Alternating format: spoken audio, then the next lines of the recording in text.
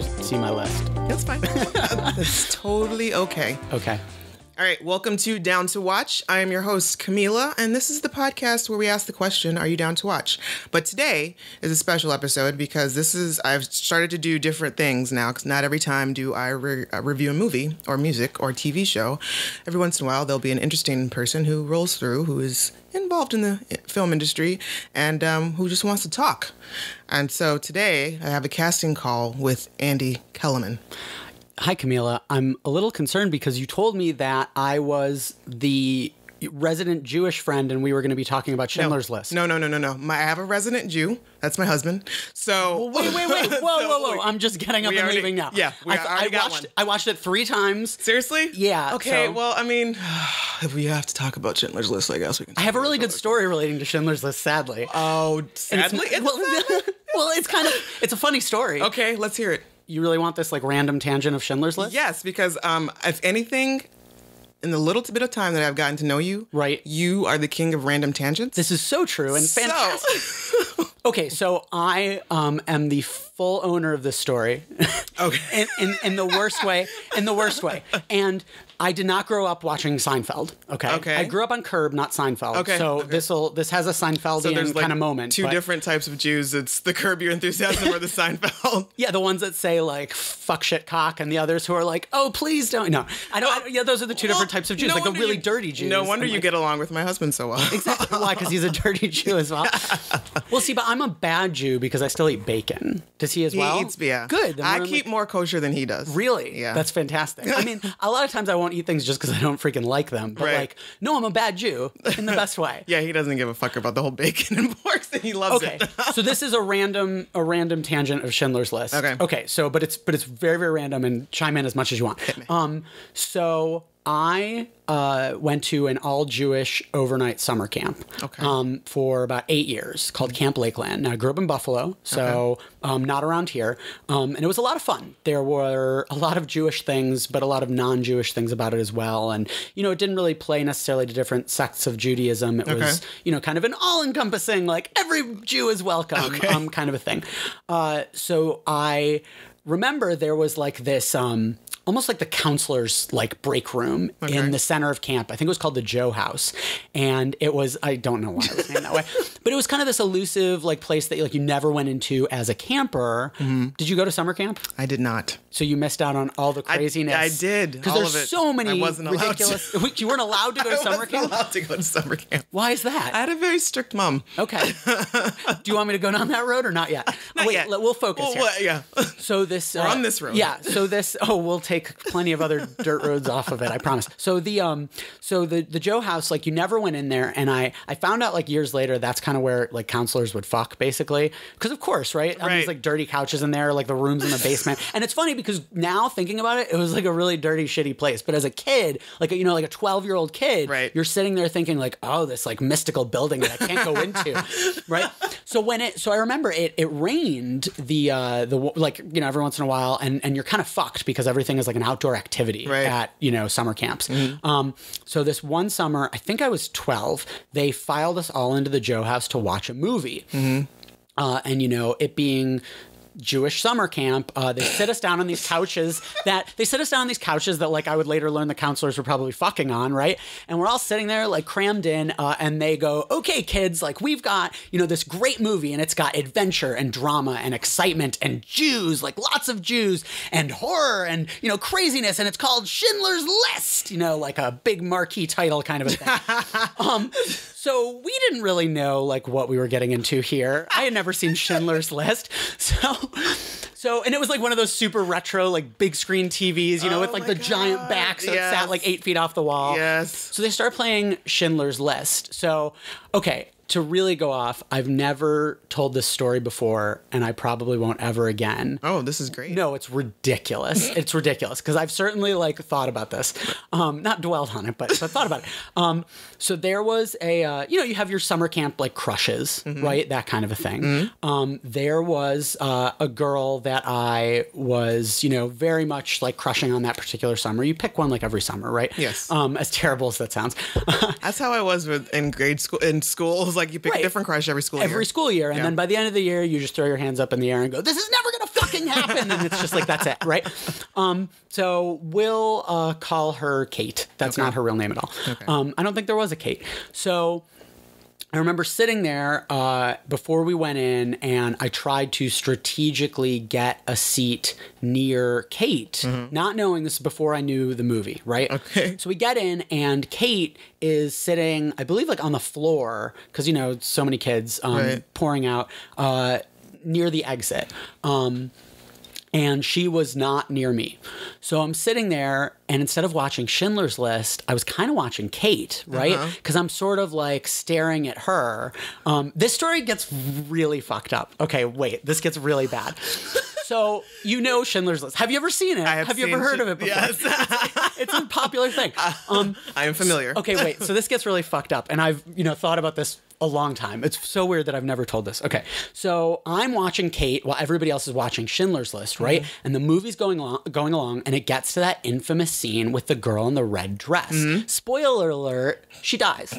So it's okay to laugh at it. I give you permission. This is like 30 years ago. Yeah, that's right. Old movie. Yes. Okay. So I look over, and Kate has on a red shirt. And I remember making this like crazy connection, because I'm sitting there looking at like the girl in the red dress, and then I'm looking at Kate, and like back to the girl in the red dress, back to Kate, and like I'm staring at Kate, bam, erection during Schindler's List. So wait. What? The wheels are going. So the girl dies and you're like staring at Kate and staring at the well, don't you see her later? And then you've got to... Yeah. So don't you see the girl later though, like in the wagon, and that's how you know she's dead? That's at a later scene. Okay. Yeah. Okay. So like we're okay. So I'm sitting there thinking like, holy fuck, like I have an erection during Schindler's List. Like, what the fuck am I gonna do? What am I gonna do? Dark? Well, not really, because it's during the day, because it's raining. So, but the other thing is like, and actually I've told this to a few friends, and they pointed out the Seinfeldian reference with that famous episode where they try to make out during Schindler's List. But another friend pointed out the kind of like weird thing going on with like the sexual, suppression trying to happen in my pants versus like the repression of the Jews like on the screen, and they're both taking place and they're both taking place at a camp, right? Too much? Okay, so deep. yeah, exactly. So I'm thinking like I've got to get out of this fucking room, right? I've got to like do something. Were no pillows around? No, well, right. So because I do not want anyone to see that I have like this erection. This isn't the first time you've had one though. No, not quite. Because it's summer camp. Come on. Okay. But it's still just like, embarrassing times. You don't want, you want to get the fuck out of that room, right? Because people are starting to like react to Schindler's List, okay? Like we're trucking along in the movie here. But that girl was by the exit. So I couldn't like just get up and like run out of the room, right? Because she was on the floor too is the important thing. Yeah. Because then it's like your crotch is at like face level, and then it's like, boom, erection in this girl's face. Question of etiquette as I passed. So I gave her the crotch of the ass. But not only that, you're sort of like a bad Jew if you leave during Schindler's List, right? So you can't just like get up and leave, even at that young of an age. Right. So I was thinking about like all these ways to get out of the room. Okay. So I was thinking like I could start like a fucking fist fight with somebody. Right. But then like, let's be honest, your boner's going to probably like rub up on the dude, and he's going to be like, wow, like Andy's got a boner. And then it's like, oh shit. 10 times worse than it should have been. Then it's like a big fist fight in the middle of the floor in front of Schindler's List with like Jews dying in the background, and like, the boner's going. But so I thought that, and I thought, so I couldn't leave, couldn't start a fist fight. And it actually hit me. There was another girl there who I remember was like this savior, because she did something that I would have never thought that would have happened. And of course, in hindsight, it should. She started crying over Schindler's List. And honest to God, these two counselors came in, swooped down, and just took her out, right? It sounds so like mob hitty, like this Jewish summer camp. But they got her the fuck out of the room because she's like crying hysterically, okay? Yeah. So I thought, oh my God, I've got to cry, right? So this is like, to really go off on a tangent, I'm not an easy cry. Like I'm not an easy crier. So I'm trying to think of all these things that are going to make me cry. So I was like thinking of like my parents dying, and then I was thinking of like my friends dying, or like, my friends dying while my parents are having sex, and like they're dying, and like, just like all the weird shit. You would think after all this, your boner would have gone down. No. I'm like 12, 13 on the cusp. That shit's staying for a while until you do something about it, right? Let's be honest. So I'm sitting there trying. So I'm thinking about all these ways to cry, and then it kind of hits me that right. If everyone sees this erection, if that girl sees this erection, like that is something to weep about. And I started crying. And so the tears start flowing, right? Like, here we go. And same things. 2 counselors came in. They kind of like took me right out, and the day was saved. So there's a weird fucked up twist to this story. Oh my. Because of course, how could there not be? Right. Too good to be true.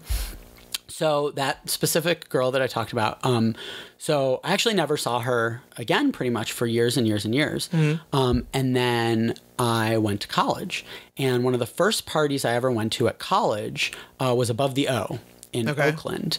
And I saw her there. I hadn't seen her in years. Well, to make it even weirder, I saw 2 other friends from Jewish summer camp. And this was in Buffalo. So the camp was in Buffalo. Yeah. We're in Pittsburgh, right? So I saw them, and they were like, dude, you're never going to guess who's here. And they had no idea, it was just like, so I started talking to her, like old times kind of a thing. And I shit you not, I'm sitting there thinking about Schindler's List and thinking about like what happened. And I sort of like excused myself from the conversation about 3/4 of the way through, because I was like, you can kind of just sense something's coming on. Freshman year of college. I mean, come on, I've controlled myself in the years since then. But it was very much like almost like this Freudian like Pavlovian dogs kind of bell ringing moment where I'm just like, woof, this is just that sounded really fucked up, and it accidentally sounded like a woof, or maybe it wasn't an accident. To this moment where I still see her, and that happened. That was the only time I ever saw her since. And oh my never God. Again. So that's my ridiculous Schindler's List erection story. Wow. And I think it's probably safe to say you're the only person that can say that sentence. That is my ridiculous Schindler's List erection story. Hey man, story. there are some weird fetishes out there, and we prosecute people for them, but they're a thing, and everyone's entitled to their own thing for like a hot second, so that's cool.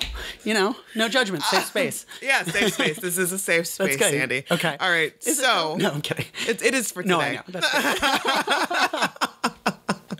Oh dear. All right. So real quick. Yeah. Some of your accolades is that you are a 5-time Mid-Atlantic Emmy Award-winning commercial director. I am. Yes. What the I don't know fuck? how many commercials I'm going to be directing after today. The Jewish Federation and the JCC are both like my phone's ringing off the hook to just like get at it. So, yeah, exactly. So I mean, so you mentioned that you worked at QED. I did, yeah. So the cliff notes of what I've done: got out of film school, moved to LA for a hot second, and didn't like it. Came back to Pittsburgh, which is not originally my home. Okay. Worked for WQED and KDKA, the PBS and CBS stations respectively, doing promos and all that fun stuff. Okay. And then went to work for an advertising agency, which, as you know, not to get into politics, I'm sure we do every other second.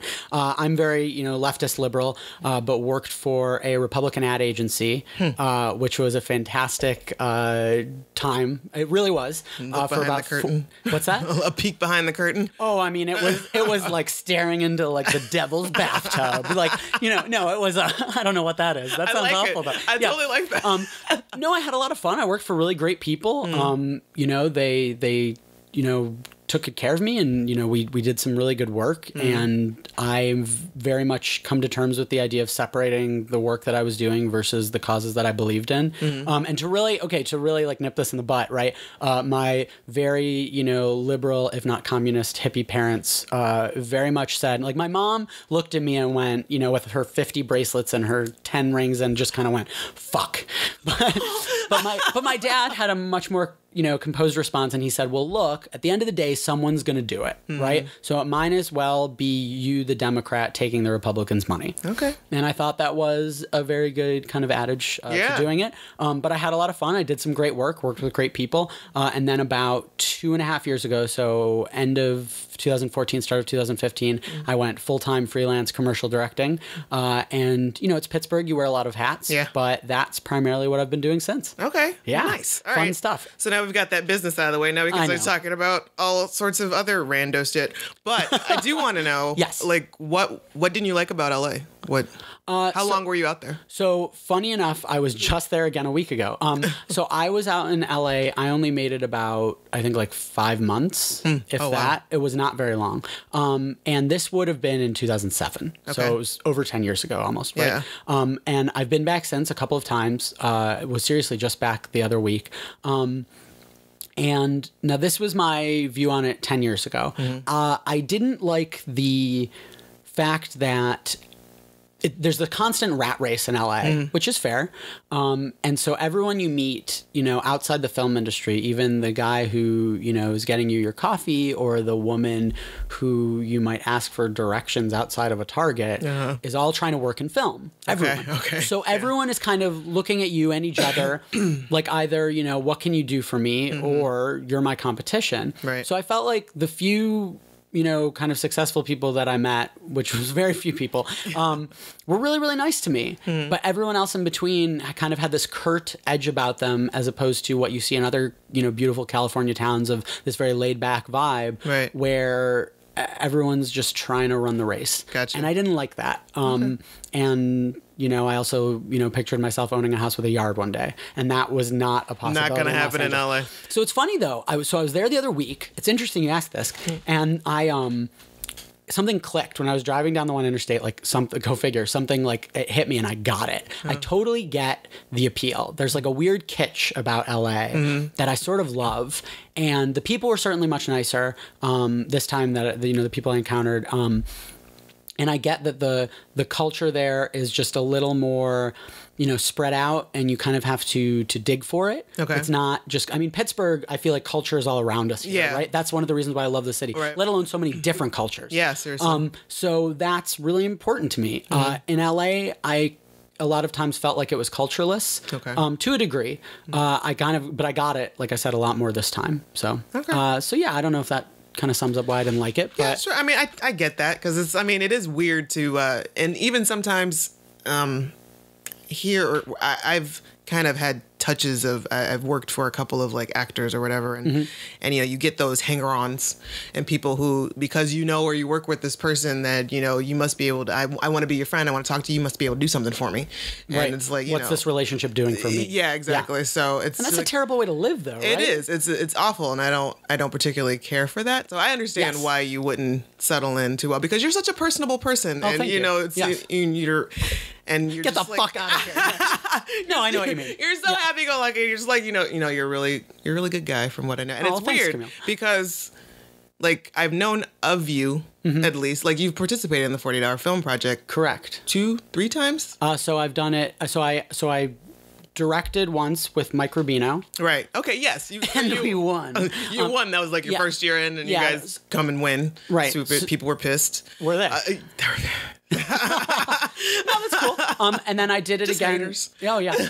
No, but I shot a film for Carrie Collins. Right. Right. Why am I struggling to remember her name? Yes, for Carrie, and that one won. Was it the Happy Birthday? Yeah. Okay. And then a few friends and I did the horror one this year, which was really exciting. Yes. So a lot of times, but you and I don't really know each other. Exactly. So it's really weird because like this last horror one is the first time we've ever really exchanged words. Really, that sounds so terrible. But it's odd. Did I walk through the other ones and just go, "Hi, Camila"? Sort of, the first one. Like I barely remember like talking to you. I think there may be a photo of us together, like when you guys won with your award, right? And there's like I don't even think I saw you during the Happy Birthday one. Like I don't know if you were at the screening or anything like that, or like I didn't see you, and I'm not sure I knew that you were involved. Maybe I saw your name in the credits. Gotcha. But but this was the first time this last year where we started talking. Cool. It was a blast too. Yeah, and you look like you had a great time and everything. Oh, of course. But always.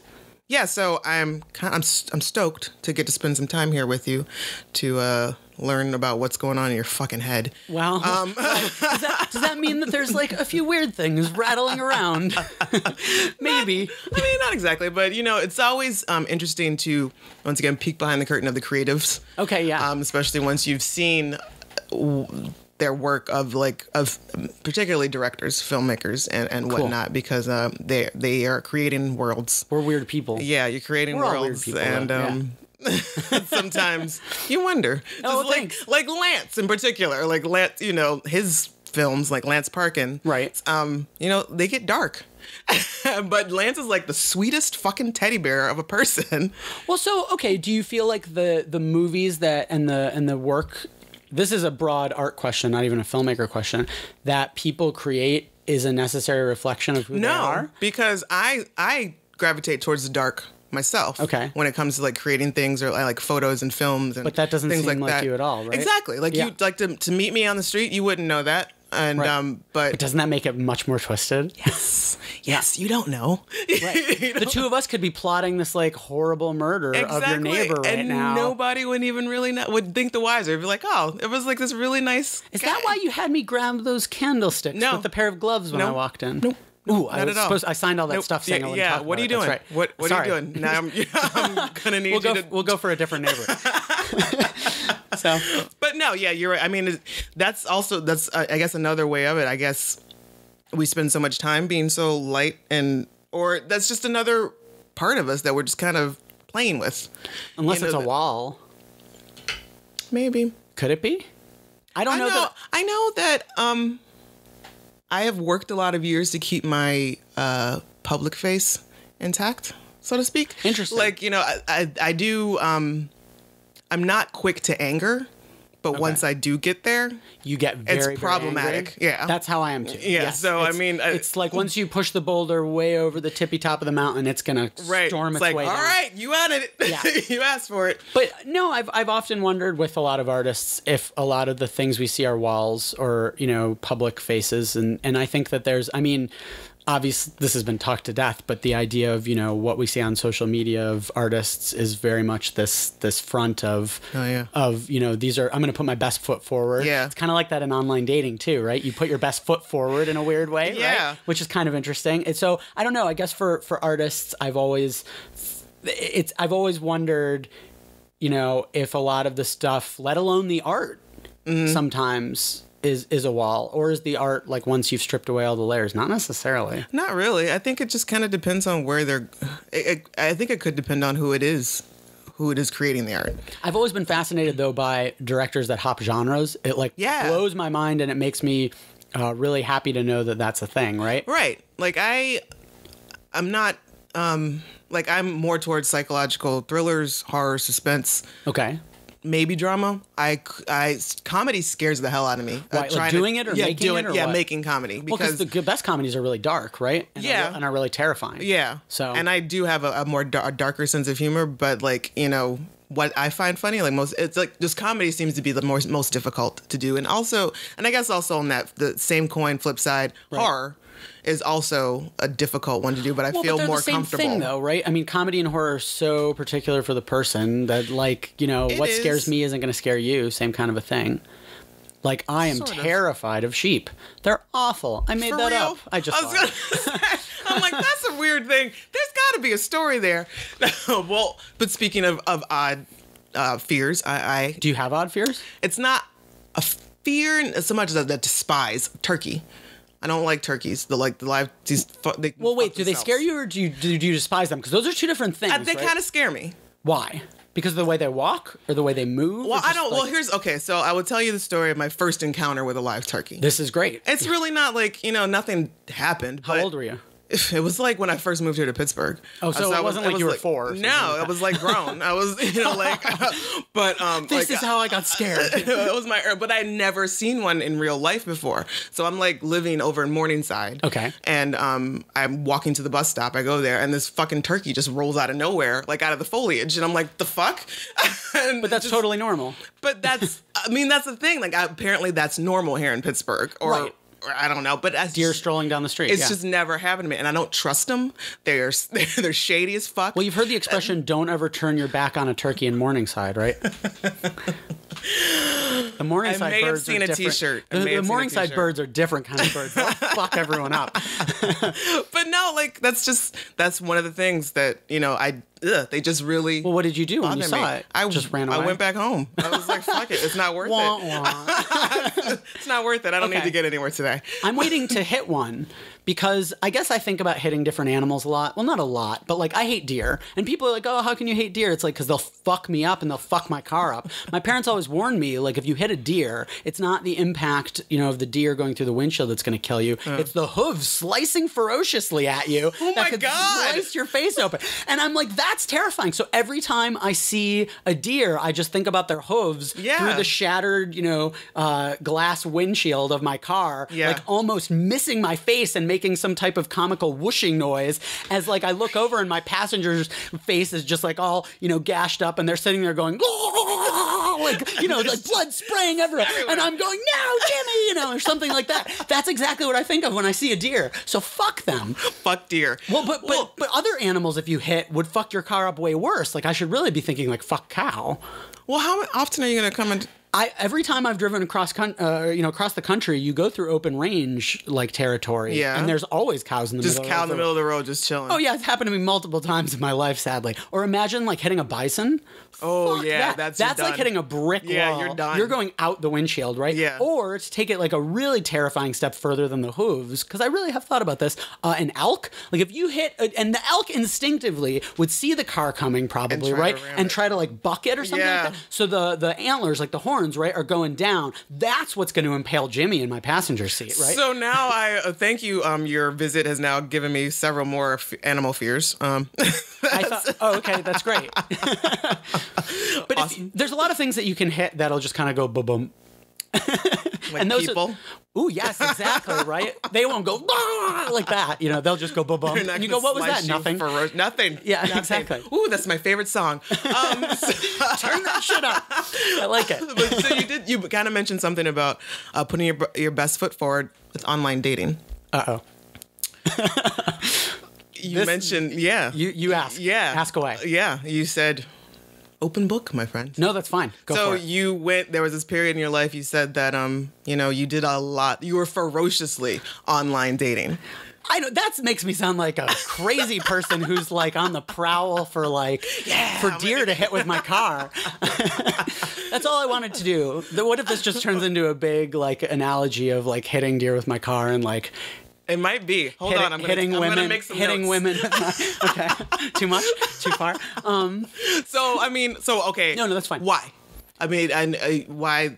Why do you feel like your people are putting their best foot forward with online dating? No. Why so much online dating did you do? I think, or at least put it into perspective, because I say a lot. I say ferociously. Like, what were you doing? Like, you were like going on rant, like so many dates. I was just trying it out. So here's the thing, and so on the one hand, I really do like meeting people. As you said, I'm a personable person, I think, right? Right. Toot my own horn here. Beep, beep.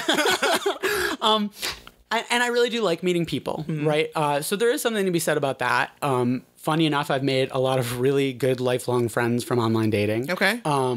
And yeah, I think that it's just, it was just a new way to meet people. Now, was it like the typical Match.com or was it like Tinder? All the bullshit. All of them? I mean? Well, no, not all of them. That makes me sound like a guy who's hitting all the deer with my car, who's swerving into the woods to aggressively try to pound down the deer. You're with a bulldozer now. Yeah, exactly. Looking for deer. Yeah, with like, Mad Max shit hanging off the sides, right? Fucking flamethrowers going blah, fucking take guitar. it. Yeah, exactly. No, I kept it simple. That's a fucking lie. But I guess so. On the one hand, just meeting people. It's nice to just meet people. And so what's interesting though, and I've talked to a lot of people about this in terms of just that I'm fascinated by it, is the idea that there's something intrinsically creepy to me about hitting on a person in a bar, and I've never been able to get over that hurdle. And I don't know why. It's like I feel like I'm bothering someone, or Yeah, I don't know. There's just something. Do you think it's because? I'm sorry to interrupt. No, that's good. But like, so like with at least online dating, you've got a photo and you've got a profile. Well, that's the wall, and right? you've got like some interests and you got some things to talk about, whatever. But if you, as opposed to just randomly going up to somebody and hitting on them in a bar, it's like, hey, you look good. Well, no. I So want to talk question to you. with a question, right? Okay, so you're married. Uh-huh. Okay, do you still get hit on in bars? Every once in a while. So you do, though, right? Yeah, I don't go to bars that often, though. Well, okay, do you get hit on in life? Yes. Now, we're not talking about, like, catcalling and shit like that. No, We're talking about genuine, like, and not even creepy pickup lines. We're talking about, like, nice, legitimate... I still do all right. Okay, and what do you think about it? Like, we're not talking about the creepy guys. We're talking about, like, normal, just kind of, like, casual... Well, for the most part, I really try to go through life without people talking to me. So I actually would not have known that. So no, yeah. So like a lot I'll of see times, myself out. So I like kind of go through life with blinders on for the most part. Okay, and also a lot of times if I feel like today, for example, I wore a skirt to work and I work downtown, and a lot of times I get more attention if I wear a skirt. But define attention. What happens? I get dudes that'll, catcalling. I get dudes stopping, staring, or I'll get some rando dude that'll actually come up and try to talk to me. Well, so that'll never stop. As long as you're a woman, sadly, right? That's apparently. Just so I'm talking about. Sadly, right? It depends on how they approach. Okay, yeah, I'm talking about legitimate, like nice enough. Like a guy asked you for your number because maybe he didn't see your wedding ring on or something like that, or whatever. Maybe you weren't wearing it. Who knows? So, yeah, does that creep you out or no? It doesn't creep me out, right? But I guess for me, I've never been able, despite being very personable, I mean, you could ask me to talk to a group of, 10,000 people and I'd be fine. For some reason, that one little hurdle I could never get over. Really? And I don't know why. Because you know what it comes down to? It's almost like I feel like people can sense when you want something. So maybe there's that angle to it. Maybe. But what's funny is there's also the angle that if I just legitimately want to talk to somebody and have no expectations or am trying to hit on them or pick them up, you've now got that same hurdle in place for if I just talk to a woman in a bar, right? So it's kind of like the unfortunate reality of it, right? Yeah. I mean, if a guy talks to a woman in a bar, no matter what, it's going to be perceived as hitting on her. True. Right? Yeah. It'll take a Yeah, women. we'll never get over that either. Right. So could it also be that you now have, it's like you've got a split second to make this either a connection or a good impression because you got to go in there and you got to say hello or whatever the first line is or whatnot, and they're automatically judging you. Are you talking about with the bar? Yeah. So I actually feel like the judgment comes a little slower potentially with picking someone up in a bar. Because it's almost like I mean, tell me this, right? If we were in a bar and I started talking to you, you're most likely not going to just like run away. You're going to be a polite person and talk back, right? And that gives it, good first few seconds to let something foster, right? Maybe you can see that I'm genuine. Maybe you find me attractive. Maybe you like my boots. Maybe, right? You think I'm, said something that you're like, oh, I relate to that, right? So I actually think with online dating, it's far more impulsive. And that's, there's pros and cons to that. Yeah. But just strictly the hurdle of saying something to someone in that context and feeling like you're creepy by hitting on them, I could never get over that hurdle. I have quite a few friends who could never get over that as well. Wow. So it's almost like there's this interesting kind of bubble, right? It's almost like online dating. You suddenly have kid gloves on, and you can touch things with them. That sounded terrible. I should not. I'm going to write analogies for Hallmark cards for a living after this. So just you wait. What online dating services are you using? It's called Five Fingers. Oh God, too much. 10 if you've been good. Okay. Oh, that's awful. God, they'll definitely see myself. Wipe off the dirt. Wipe off the dirt. Be clean. So yeah, there's something kind of weird to me about hitting on a person in a bar. I was never able to do it. But you know what? Now that we've had this discussion, I think I'm going to definitely hit on people in bars just for the fucking shit of it. Just to get it out of the way. But see, I feel like then I'd want to take it to the next level where like, okay. Fuck in the bathroom? Well, that's after the first line. No, this idea that like, okay, if I'm going to talk to someone in a bar, right, I know I'm self-aware that I'm going to come across as creepy. Whether I am or not is a totally different thing. I'm thinking I am, and I'm already in my own head about it. So that's already been like fucking checked off the list. Okay. So it's like, okay, if I'm going to be creepy, I'm going to go like 10 steps beyond that. Like I'm going to stir the fucking pot, right? You have really nice skin. Yeah. So instead of saying like, my grandmother had something similar to your skin. And when I wore it around, and just to see how long you can keep somebody standing there. Yeah, it's almost like this idea of can I buy you a drink, but I'm going to say the batshit crazy stuff to you know, I'm going to take that road to get myself there. I haven't done this, but clearly it's going to happen later tonight. You know, after the podcast, we're gonna go out and test this out. That's really fucking interesting just to see like kind of what's going to happen. Yeah. Well, yeah, I would never actually do that in order to amuse myself, or would I? I don't know, but you should probably have call somebody before it happens. Let them know that I'm a safe space. You might need I'm in a safe space. Oh, that's true. Yeah. Well, because like I'll totally like. Do you do this? Like if I'm not good at parties that I don't know anyone. Oh no, I'm terrible. And in film that happens a lot, right? You know, networking and all that shit. Yeah. So the eye shuddered too. It's funny. I will find myself definitely stirring the pot there because you know you're like fuck it. Yeah, it's like, you know, you know, so Hitler, you know. No, I'm kidding. Boy, this is quite the fucking theme what of the What am I bringing out in you? This is No, I'm kidding.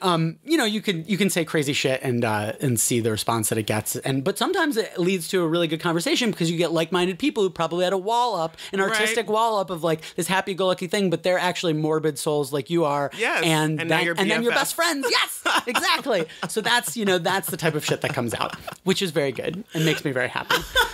That's how you meet your really true friends. Yes. No, right? This is true. This is you bond over terrible, terrible experiences. Yeah. It happens a lot.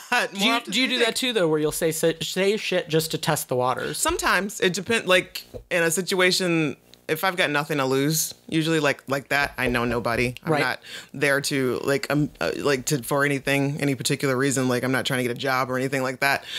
Or then it's like usually like, yeah, you know, something fucking random or weird or whatnot, or I'll make some snide comment. I'm really good with sarcasm. Oh yeah? Yeah. I'm like how far do you go with it? Like, is it super dry humor kind of a thing, right? It doesn't get super dry, but it's pretty dry. And great. And just kind of depends on, like, you know, the person. And if I'm really not feeling this person, I'll be as dry and fucking one note as possible. Okay. But if they're into it, then it's like, oh, well, maybe you weren't so bad.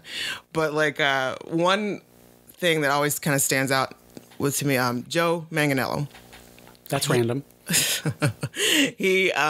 I helped him with an event here in Pittsburgh. Okay. A while back at the Hollywood or whatever. He was showing his stripper movie, documentary that he made. I was like, what? Yeah. What stripper movie? Okay. Him and his brother produced and directed this documentary about these male strippers in Miami, maybe. Awesome. I forget the name. La Bar. That was the name of the movie. So it was a screening for that, blah, blah, blah. So we go in there and he's like... Wait, can I just throw something in real quick? I'm so sorry. What? They could have gone way crazier with that name of that movie. Yeah. Well, that was just the name of the strip club that it was. Oh, no, come on. It could have been called, like, you know, some random sound effect noise. Like, it could have just been called a slide whistle, right? So it's like, oh, you going to see... tomorrow. Yes, I am. It's supposed to be really... But then the people are standing around at Sundance going like, right, are you going to see Woo tomorrow? You're like, yeah.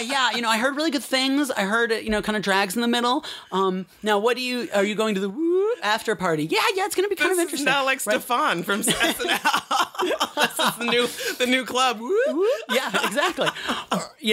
Or it just could have been called like Pull It Out. I don't know, right? Dicks on the table. Dicks on the table. Yeah, I like that. Hit the floor, yeah. But anyways, it's like in that aspect, like Joe Manganiello is a very good looking man, and I'm sure he's used to a lot of what's he used to? Oh, my top burst open. Right, oh my God, I have hats on. Yeah. I don't. But I took them off as we were doing the interview. But he was just like, I'm like, yeah, congratulations, blah, blah, blah, whatever. And he's like, yeah, I'm really proud of this movie. I hope you really like it. I was like, well, I hope I do too. Yes. and that just kind of like disarmed him for a second. Like, That's he wasn't expecting that. Yeah. Cool. So like, like that, stuff like that. Oh, I see, tried to be a little bit different than what everyone else No, is I like that expecting. though. But I'll say weird shit like, I don't know, if people are eating shrimp cocktails, I'll be like, so I want to see the party where the shrimp eat us. Am I right? Am I right? Yeah. and then I'll take their drink. And then just like walk away. Yeah, exactly. Ghost, fade away. Yeah, I'll see myself back here in the shadows. Yeah, so it's good. I'm a weird one with that. Okay. Well, how do you self-care? How do you make sure Andy is okay? I thought you were going to say, how do I make a living for some reason? And I was like, I swear I'm working. Like, oh, I promise. Yeah. How do I self-care? Like manscaping or like what? No, what not just necessarily. Okay, so apparently this is not a common term that men... Self-care. Yeah, that men relate to or think about. Never once have I thought about this. Okay, so you do a lot of work, you do a lot of travel. A lot of travel, ton of travel. So like, yeah. So how do you check in to make sure that, you're emotionally and mentally like centered? Not necessarily like Manny's petties or anything like that. No, I know what you mean. Boy, is it bad to say that I haven't really thought about this, and this is sort of freaking me out right in this exact moment, this idea that I don't know that I've ever kind of checked in I've been in situations where after the situation has gotten 50 times worse than I thought it was going to get, and I've checked in mentally when it was getting really bad. I've gone, ooh. Let's not do that again. Yeah, this is so I've mentally checked in there. I'm not kidding though. It sounds funny, but like I don't know that I ever really like center myself, I guess. Really? I guess as of, it's funny you asked this too, because as of late I've been trying to think of things as almost like I'm not very good with mindfulness ever. And really? Yeah, no, I'm really not. And so I've really been trying to tell myself that, it's almost like there's a train and I'm on the train and I can't decide where the train is going to go. So I better just enjoy the ride and look out the window and see. I know that's such a weird kind of maybe bleak way of looking at it, but in a way it's what I'm trying to force myself to do. At least you're not thinking that this train is going to go into this wall.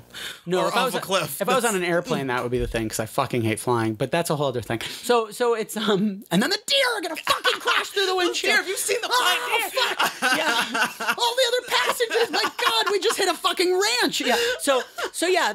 But I don't check in a lot, and I don't know. Do you find that most men don't check in? Do check in? What do you think? I think a lot do not. I mean, I really don't, and it's probably very damaging because, as if you're okay, right, it's gonna seep into all other aspects of your life, right? I mean, it's almost like if you're grounded and centered and you have your feet firmly planted on the ground, then you're gonna, be able to use those skills, and other things. But I guess I kind of see things as almost like, I mean, how many tangents I go on and my mind goes a million miles a minute, and I guess I kind of just see it as I'm this, here comes a bad analogy, a ping pong ball in a spring factory.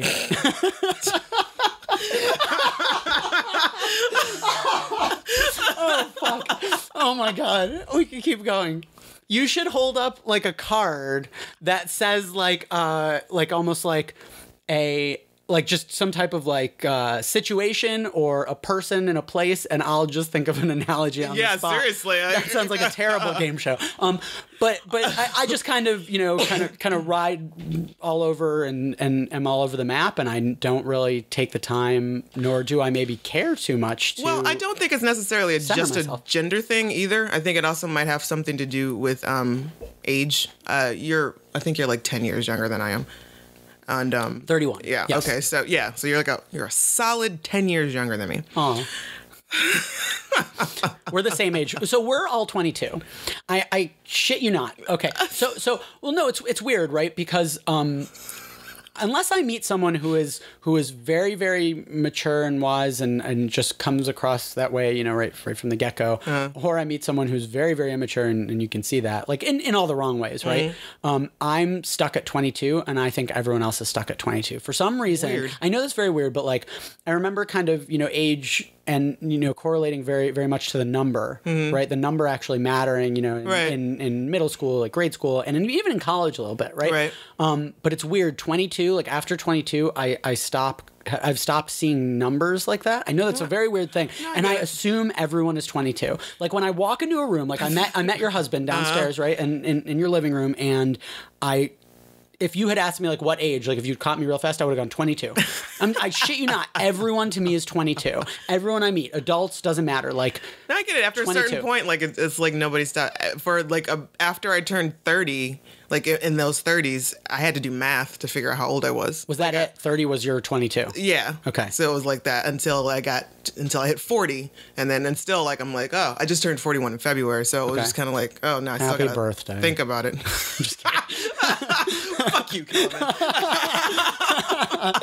But anyway, as I was saying, I think this whole checking in with yourself is something that this much younger generation, they're kind of like what age? I would say like in 20s. Like they're now they're already kind of growing up knowing it automatically, because this is something I had to. I know this is something I had to learn to do, and that was like to just fucking check my emotions and check myself as to what's going on. Why am I feeling like this if I'm feeling a certain way, and just to try to reach it, to try to pinpoint a situation. So I mean, maybe that's a sign of my immaturity then. Honestly, right? The idea that I a lot of times don't sit there and kind of take that moment to say, why am I feeling this way? What actual feelings am I going through? Right. How am I going to feel in 1 hour, 1 day, 1 week about this? Right. And then react, and then choose a reaction as a response. That's the very mature way of handling things. I guess I'm a little more, But if you're not used to it, then you're not used to it. It's not necessarily immaturity or maturity, but if that's not something I was brought up with. I was smiling because I was hoping another bad analogy would come out of my mouth, and it did not. So I wasn't brought up with that either, though. This idea of like of centering yourself. Yeah. Right. Is that how you? I guess. I started to go. Yeah. Okay. I guess so. Yeah, just kind of hitting the reset button or at least.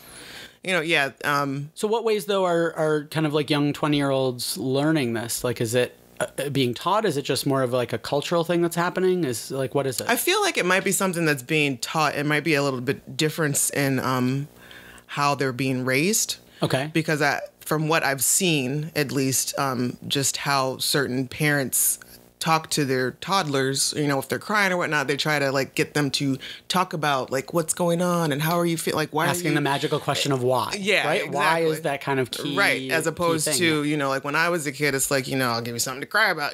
Children are meant to be seen, not heard. Like that whole kind of thing. Yeah. So now I'm trying to think of like what tools my parents used on me in that regard, because I know they didn't say, well, why do you feel this way? Right. But I'm clearly struggling to remember what, things they actually did do. Right. I mean, if anything, it may have been just like, it all out. Something simple as like, they would just automatically just like, if you're crying, they automatically take you in and comfort you. It's not really necessarily, why is this happening? I don't know about coddling, but I mean. Okay. Yeah, it's very much like, a comfort. Yeah, just comfort. Like, my baby's crying. I just need to comfort her. Let's stop what's going on. As opposed to, why are you doing, why do you feel like this? Or why are you angry? Why are you having a tantrum? That kind of thing. If I don't recall being free to like be pissed off when I was a child. Like there's no, it's like, what the you don't pay any bills in this house. Well, so it's very important, but it can also, is there, flip the coin, right? Is there maybe is there a bad side to sitting there and dwelling or thinking about, the why too much at a certain I'm sure you can absolutely analyze it to death. Right. But I know, like, for me personally, it's just like every so often I'll get in a mood and I'll feel pissy. And I'll just be like, and I'll be, and if that happens, then the chain reaction is I'm taking it out on my husband, and he's done nothing. But so that's like, that's why I need to check in and make sure it's like, why am I feeling like this? Well, that's an anger thing then, right? It's not necessarily just anger. No, just like all emotions. Yeah, just all emotions. I just use that like. Yeah, I gotcha. Yeah, it's very weird. I don't think that I'm very good at checking in at all. I do still wonder if it is a gender thing as well, though, as an age thing. Maybe. Because maybe there's, this idea that I do think it still exists, right? That, you know, with the bravado of masculinity, I guess, right? You have to kind of keep the emotions suppressed sometimes. Right. And it's funny because especially in dating in a lot of cases, I think that, you know, does kind of still exist a lot of times, right? Yeah. So that's a separate topic altogether. But this idea of not centering yourself, it probably comes from how you were raised, but I think it also comes from, your age, your gender, and probably the people you surround yourself with too. True. Right? Yeah. So do you feel like you do that now? Surround myself with better people? Oh, no. This idea that you do center yourself and you do... Yeah, I've gotten much better at it, like, within the past 5 years, I would say. It's a long process, though. I mean, I'm only just starting to think about it. It's funny you brought it up. It's come up a few times lately. That's very interesting. Yeah. It must be because I'm 22. And I just hit a deer recently, and it's really fucking with me. That's what it all boils down to. Is like, let's check in. That deer you hit. I killed the last remaining anteater on 28. Fucked you up. I know, and I just kind of it went boom boom. So it was tough. So let's talk about your list of top 5 movies. Okay, so I know you have a caveat. I do. So I brought a list of top 5 movies for you, but they are strictly based on the experience that I had during the movie, as opposed to the movie Schindler's itself. List is on there. Oh, you don't even know. Well, I have like 6 other stories that all happened during, surprisingly serious movies with Jewish undertones, but I won't get into those today. That's another podcast. Yeah, exactly. That's another episode. Okay, so here's my top 5 in order from, the not the greatest to the greatest. Okay. But the 5th was still the greatest. And we're going to talk about why, hopefully. Yeah. Okay. So my 5th best movie on this list is The Ring. Okay. I did not say these were because of movies. They were because of movie experiences. Okay. What is the experience that happened with The Ring? Okay. So I saw The Ring during a 10 p.m. showing with a few friends. I believe it was during high school or college. I can't remember. But I remember exactly what happened in the theater. So, spoiler alert, that fucking chick comes out of the goddamn television at the end of the movie. Right? Okay. So the movie's going along and people are fidgeting. It's a packed house, right? Which is the best way to see a movie with a packed house, because then I think, what's the term for it where you laugh more with others, because you're in that group setting. There's a term for it, right? The idea that the emotional reactions of others during a film affect your emotion. And so I love seeing movies in packed theaters, right? Or with groups, stuff like that. So The Ring is playing along, and at the end, you finally see her come out of the television towards the guy. People were literally having these physical reactions to her coming out of the television. So she starts to come out, and I hear this guy towards the front go, "She's coming out of the television." And people are physically crawling up on their chairs and standing in the seats and grabbing their heads and going "Oh hell no, what is going on here?" And people are sitting there and crawling on each other, it was something out of a Mel Brooks movie probably, or some shit like that, right? People are sitting going "No," and some person is walking out, and I'm thinking she's coming out of the television, that's pretty scary, but I don't know if it's that scary. Let's just calm down, guys. Yeah, but it was like a shit show moment of just every single person in that theater was having a physical reaction to the horror. And I've never seen that since. And so that will always be my 5th greatest movie experience. Okay? This gets better. So my number 4 is kind of a split, okay? And it's a weird one. So I'm going to toggle between Clueless and Mean Girls. And I'm going to put them in even though, Mean Girls doesn't hold a candle to any Amy Heckerling things, but that's okay. But I'm going to kind of put them in the same category where I just remember, and I was, 10 when Clueless came out, and the quotability factor is just through the roof, Such right? a baby. Yes. And but I still saw it, right? All right. And yeah, those 2 films, I just remember seeing them with really good people, right, who continued to quote them for weeks, if not months after with me. And that's very important, right? If you can have the inside joke that develops from a quote from a movie with friends, that's a big deal, let alone go figure Clueless and Mean Girls, right? Yes. So I'm still, trying to make fetch happen, so it's cool. Okay, so my 3rd top movie is Grindhouse. Okay, the Grindhouse or Death Proof or both No, of them so I'm together? saying both of them together. Okay. The theatrical version of Grindhouse. Okay. So I was working as a projectionist and an assistant manager at Southside Works when I got out of college. Only job this film degree could find, right? And we would get prints in early sometimes, like, a couple days, maybe a week early for press screenings. Okay. And so you'd build all the movies. This was still, not digital projectors. This was film projectors. So Thursday nights, we would, spool off all the movies. It was awesome, right? Nice. You built the movies, taped the film together, that's spliced in the trailers, got to choose I what missed trailers that. you wanted. Yeah, and it's like, you built the movie correctly. Sometimes you would get cool shit in the canisters for projectionists that they would Yeah. like, give you, you know what I mean? So we got Grindhouse in, I want to say 2 to 3 months early or something wow. like that. And what was great is they would every so often let me project the movie later that night for myself or my friends wow. after the press screening happened. Awesome. So Grindhouse came in. It was a big secret because it was like a pretty hot movie when it came out. Yeah. People were really excited for it. This would have been in like 2007, I think. I think so. Yeah. So it was kind of a big deal when it came out, and it was really long. It's like over 3 hours long. So I called up a good film friend of mine, and I said, "You need to go get Subway for the two of us. You need to get the fuck down here right now, and we are gonna watch Grindhouse." And so we sat with like our Subway sandwiches and like giant things of pop from the concession stands.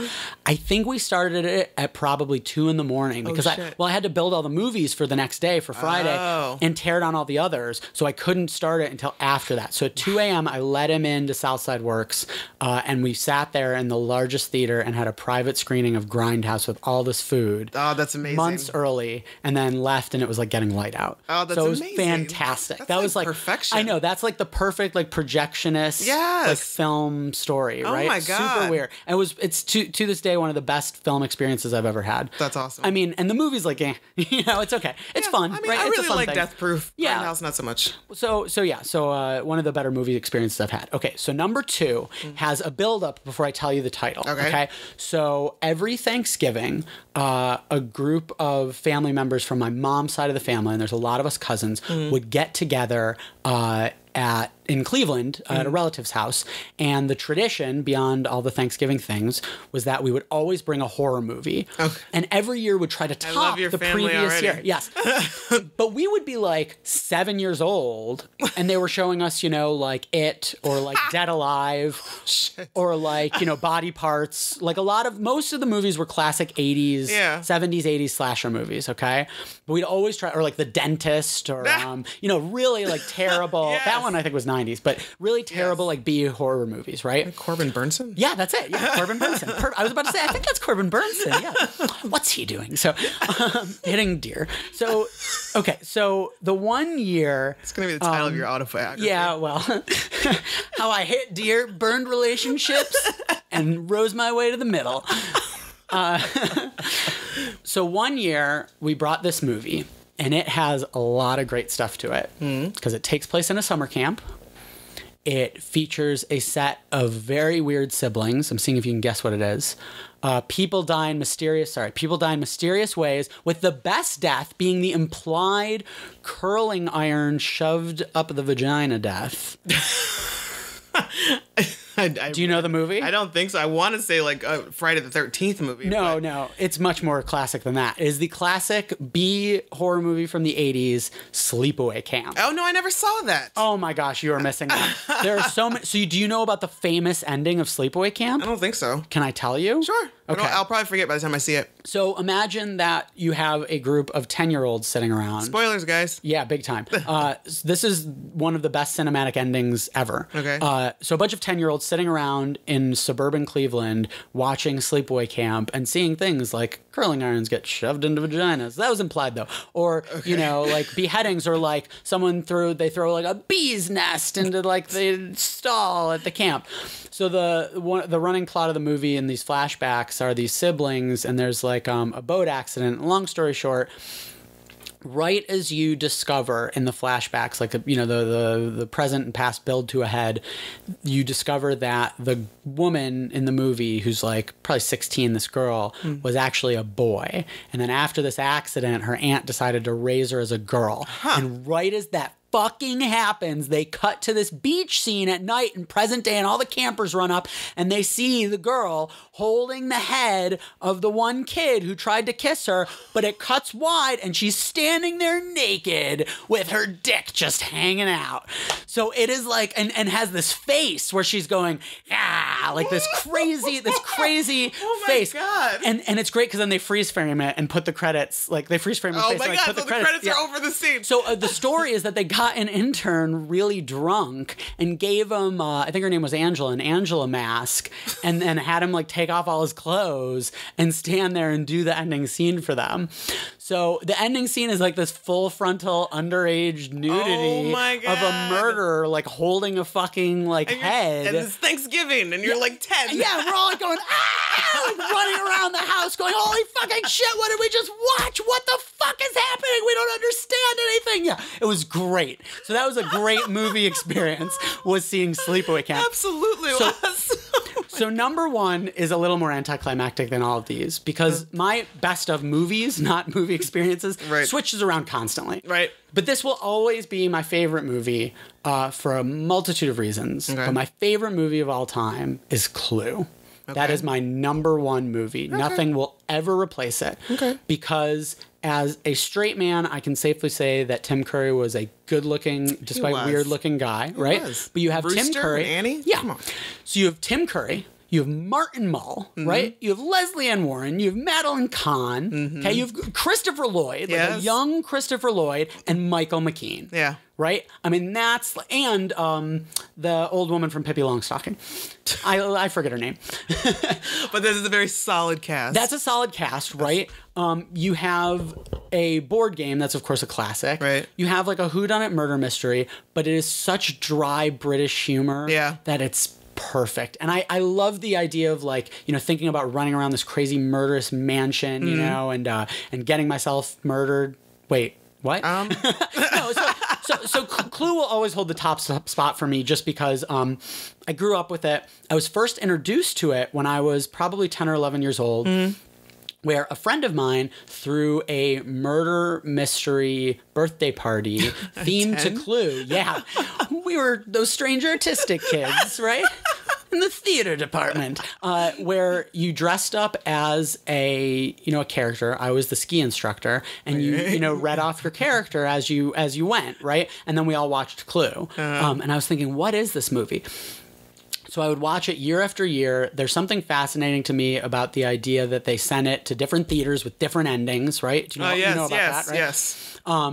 There's kind of like this weird lack of information about the movie, right? Like they've done interviews, and follow-ups in recent years, and like BuzzFeed did a big thing about it. But there's still like, no real behind the scenes like on the DVD. There's never been a commentary. There's never been any, kind of real info or making of photos haven't really ever come about or something like that. I mean, they built this fucking 4-story set, right, on a lot. Nobody took a fucking picture. Exactly, right. So I don't know, just all these kind of weird things line up that make Clue the perfect movie for me. And it's got the pacing. I guess pacing really matters to me in movies. And it's got a very kind of nice, a lot of peaks and valleys, right, with the pacing. So Clue will always be the best movie for me. It's funny that we're talking about movies, but you didn't, in a good way. It's because the pacing thing reminded me of I judge pacing of roller coasters. So I don't know if you've ever, because you don't know me that well. Right. My passion in life is amusement parks and roller coasters. Yes. Interesting. It's very weird hobby. How does that become? Like you just visit as many as you can, or you go fucking crazy. You like do extensive research on the roller coasters? Yes. So you travel with roller coasters as your hobby. You kind of travel around riding as many coasters as you can in a summer, and you just know all about them, and visit amusement parks and travel with amusement parks in mind a lot of times. I know that's as if the nerdiness couldn't go more off. No, but I love it. I fucking love it. Do you record? Is there video footage of this? I mean, do you record this? Have you been documenting it? I don't take any photos or videos at amusement parks because then I feel like I'm experiencing it through the lens. I know it's fucking artsy as shit, right? No, I get it. Experience it through the lens as opposed to like me experiencing it. That's how I feel like concerts. Because I can easily like name my top 5 coasters like nothing, but with movies it was like very, very difficult. Interesting. So it's kind of a weird thing. Yeah. Do you have weird hobbies? I don't know. You don't know if it's a hobby? I don't know if they're weird. Like, I don't. I've been doing this taxidermy thing for about 6 years, but only just now have I started using real eyes as opposed to the googly ones. So I think it's not a hobby. I think it's a hobby. No. It's funny you should say that because that is my all-time favorite movie is Psycho. Perfect. I thought you were going to say my all-time favorite website is bad photos of bad taxidermy. My all-time favorite thing is to, taxidermy is things to, I find. kill my podcast guests. What's that behind me? Okay. Yeah. Yeah, I don't know if I have any weird hobbies. No? Nothing like that? No, like I collect quirky hobbies. Quirky and weird are collect interchangeable. rando things. I don't know. I really Wait, what's the weirdest? We're going to both say the weirdest thing that we collect on 3. Wait a minute. I have to think. Really? Yeah. I already got mine. Like I'm not that interesting. Yes, you are. Oh. Happy birthday. All right. All right, so ready? Yeah. 1, 2, 3. Antique candy Peanut machines. stuff. That was good. So peanuts. Cool. Stuff like that's like. Yeah. Wouldn't it be funny if you didn't mean What if I said Schultz penises? Stuff? What if you said penis stuff? And I was like, whoa, that's so crazy. Because I happened as my gift for you this week, because apparently I'm going to give you a gift every week, are all these penis-shaped things I had hiding under the chair the whole time. Ta-da! Yeah. So wait, you said antique candy machines? Yeah, that's a weird one. I used to collect them. How often do you get those? Like, people gift them to me. No, I used to. it's a weird thing. Like once certain people find out, like you like that, right? They latch onto it, and then they're just going to give it to you. And I don't know if that's a good thing or a bad thing. It can be bad because I dated a guy once who did he give you peanuts shit all the time? Yes, all the fucking time. And then of course when you broke up, you were probably like, that shit reminds me of Yeah, it. done. But I really liked this, weird Snoopy cookie jar that like, holds, dog biscuits. No, done. Yeah.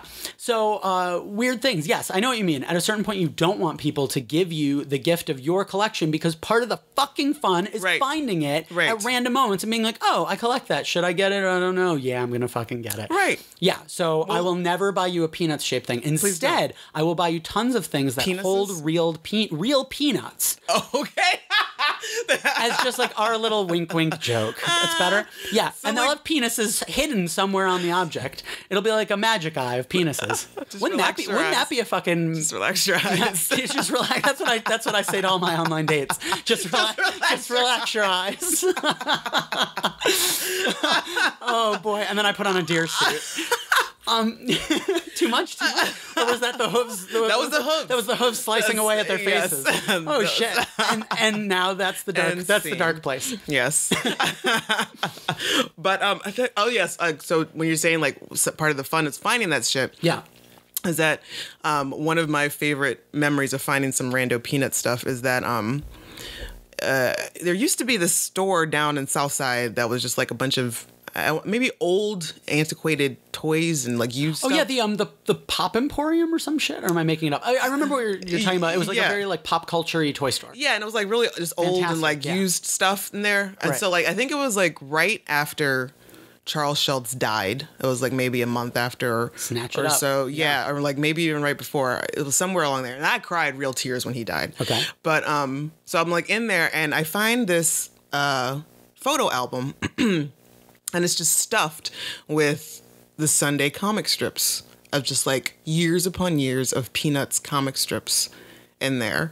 And That's it was like fantastic. someone had started to paste them in there, but it just never finished it until they were just in there. So it was just like this big old thing. It was like $2. And I was like, how did they not know what they had and think that he died? Yeah. We better. No idea. Yeah. So I still have that to this day, but yeah. So it's like. And it's part of the, you finding it is part of the magic of the collection. Exactly. Right? And so, it was also a nice little time because my grandmother, when I moved away from Toledo, she used to cut those out and send them to me. Okay, so Still. it's got this kind of very personal memory attached to it. That's perfect. Yes. So yeah, I know what you mean though. People don't give me antique candy machines, but yes, with collections. Well, you know what it is. I will never turn them down, and I will never say no to them. Right. But my mom still buys me antique cameras because I work in film. However, we're up to like well over 35, if not 50. Wow. which is a lot. And I started to put them in the bedroom because they've been in every space in my apartment, right? And to be quite blunt, I was in bed one time and another person who happened to be in the bed said, you know, you've got all these cameras aimed at me right now. Did you ever think about that? And I literally just kind of like stopped and looked around and went, oh shit. Like, and there's seriously like 12 cameras like aimed all at the bed, and they're like vintage, but it doesn't fucking matter. Right, because it could be a little. Yeah, you never know. Yeah. And it was kind of like, oh, and there are significantly less cameras in my bedroom now. They're all in the bathroom. They're all like on the ceiling right there, exactly. below the toilet. It's like a mobile of antique cameras. I swear, nothing weird about it. So, yeah, it's antique cameras. But I know what you mean. So part of the fun is finding that piece of your collection. So I'm gonna get you a pack of peanuts. I'm gonna draw a penis on it, and I'm gonna say with love. Right, Snoopy. I can't draw though. You can't. Everyone can draw a penis. Yeah, I think that's kind of the easiest thing, like right next to the sun. So in like art class, they go, all right, kids. Today we're going to learn how to sun with penises. Right, exactly. The sun shining upon your penises. Yeah, exactly. All right, that's so weird. Now it's time for questionable conversation, which wait, what? Which is what we were doing already. I kind of feel like, but this is just some random questions. Okay, and do you want like short, quick answers, or do you want like ridiculous? Whatever is in your heart. Love it. Okay, and then it's not like questions back. No. I mean, if you want to, you can, but... I just answer every question with a question. One of those guests. All right. Ready? Yeah, go for it. What album can you listen to from beginning to end? The Tommy, like by The Who. 100%. It's not rapid fire, so calm down. Did I feel that? Right, you look a little stressed. Can we make it rapid fire? If you want to.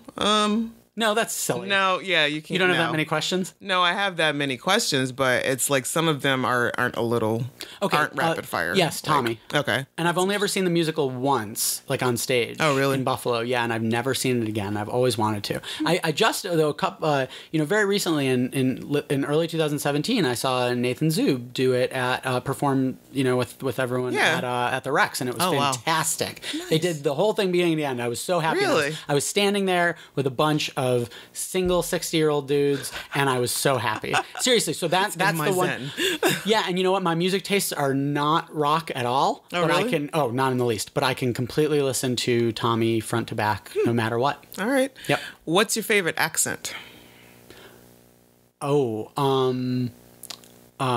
Like just that I could listen to like over and over again. Yeah, like you're like, I don't even hear what you're saying. It's not Pittsburgh. Right.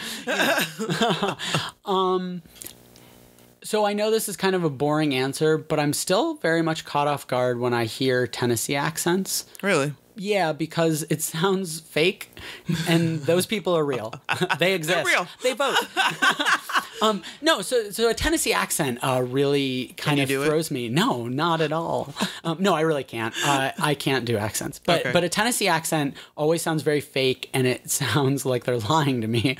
But you know what's funny though is there's so much truth in the notion of Southern charm, right? Mm-hmm. That it's very, very real. There's a lot of other Southern things that are also very true. Yeah. But yeah, so something about a Tennessee kind of Kentucky accent always throws me. However, I have never, I've only once hung out with people with a South African accent. Okay. And it's great because we got into the whole discussion, of course, about the South African accent and how it's different from a lot of very similar sounding accents. Mm-hmm. But I was on a trip halfway around the world, funny enough, and these two other filmmakers who were there were from South Africa, these brothers, and they were really cool guys. I'm still friends with the one guy, and their accent threw me when I first heard it. Yeah. And I just kept talking to them because I wanted to hear more and more of this accent. And, they were it was great because I remember we got, again, I have a fondness for the memory attached to the accent. Maybe. Okay. I remember we got pretty drunk and it was hitting like 5 a.m. in Singapore in a random hotel. Because, that happens. And it's myself, a British guy, and 2 South African guys. and they made some random joke about like hating Americans, and I was like, no, like fucking lay it out. Like tell me the truth of why people really don't like Americans at this moment. Now this was pre-Trump, all that stuff, right? And it was great. We sat down and had this drunk, serious discussion over room service at like 5 a.m. about why people in South Africa don't like America, or like what about it? Yeah. Which is a whole topic that I'm always very fascinated in, this love-hate relationship with America. Yeah, seriously. Well, because it's okay. Can I tangent this? Sure. It's just interesting to me that most Americans, even before Trump, right, kind of had. I think, especially like, in the West Coast and East Coast, kind of a love-hate relationship with America. Like, we're always like, oh, fuck America. I can't believe it's, whereas the American dream still very much exists in a lot of other countries. So it's this funny thing, I guess, that like people in America, envy people in other countries and want to live there. But people in other countries, in a lot of cases, right? Especially certain countries, still very much envy America. Absolutely. So this concept of the American dream versus foreign kind of outlook on it, I don't know, it's always been an interesting topic to me. Does that make sense? No, like, I get it. It's this weird thing, and it's like I haven't traveled abroad since what's happened with this election, but I'm curious if the American dream now is very much dying, if not dead. And the American dream was kind of dying before that, right? Because other countries are, you can achieve things, but there's still, I don't know, and with people I've talked to, there's still something to be said about, and I don't agree with this, but other people have said that there's still something to be said about America and the fact that you can achieve your goals and your dreams here and everything like that. It's very fascinating to me because we don't see the American dream living here. No. Right? But grass is always greener. Exactly. Grass is always greener. Yeah. So the South African accent, let's go with that. Plus Tennessee people. Put them in a room. See what happens. We're going to shake it up. Yeah. All right. Who would play you in the movie of your life? Well, I've been told, I don't see this, but I've been told, and I've never seen the show, that I look like Need from that show Catfish on MTV. You do? Kind of. I don't see it. Nah. Actually, nah. No, I don't see it at all. But I've actually been like interviewing people, and other people have come up to me and gone, "Are you the Catfish guy?" And I've been like, "No, I'm standing here with a camera. That doesn't mean I'm the Catfish guy." No, actually, no. I don't really see that. I really don't either. But it's happened not like once or twice or 3 or 4 times. It's happened dozens of times. That's weird. I've checked into hotels and people have been like, "Are you the guy from Canada?" I was like, "No, I'm not him." Wow. So I know. I think it's dark hair, thick eyebrows, and ambiguous skin. That's exactly what they're seeing. Yeah, exactly. Right. Honestly, let's be honest. Yeah. Who do you think would play me? Because I want someone who's kind of like wacky and awkward and quirky and flails his arms wildly. If he were a little bit younger, I would say Adam Goldberg. Oh, that's cool. I like that. But he's kind of like serious-ish. But I've seen him do a little more wacky. Yeah, like because I feel like I have I want someone flaily. Someone flailing. Yeah, I feel like my life is like I'm like walking wacky, around. wavy, yeah, wavy. That's me. I'm a walking, wacky, wavy, inflatable blah, blah, tube blah. man. Yeah. So who's kind of like wiggly, not like sexually wiggly like Zooey Deschanel, like New Girl wiggly, like you know what I mean? Yeah, you got the reference. Well, maybe the guy who played. And speaking of Zoe, on New Girl, who plays Schmidt. Okay. Oh, yeah, I like that. He could be flaily and wiggly, right? Yeah. Yeah, I like it. He does some physical comedy. Yeah, he doesn't look a thing like me, but that's okay. If he grew his hair out a little bit more, he would be able to work a little bit better. Okay, I like it. Good. But yeah. So we don't know his name, but we're going to go with the guy who plays Schmidt on New Girl. I love it. That's a great answer. Done. All right, great. Which of your 5 senses would you say is the strongest? Well, it's funny because my sense of smell is absolutely shit. Really? Which means my taste is probably just gone, right? I know. Here's some food. So you're just, Happy birthday. So you're just eating porridge. Yeah, I'm just eating your cake. Yeah, blah. I guess it's chocolate and vanilla. So I wouldn't know. And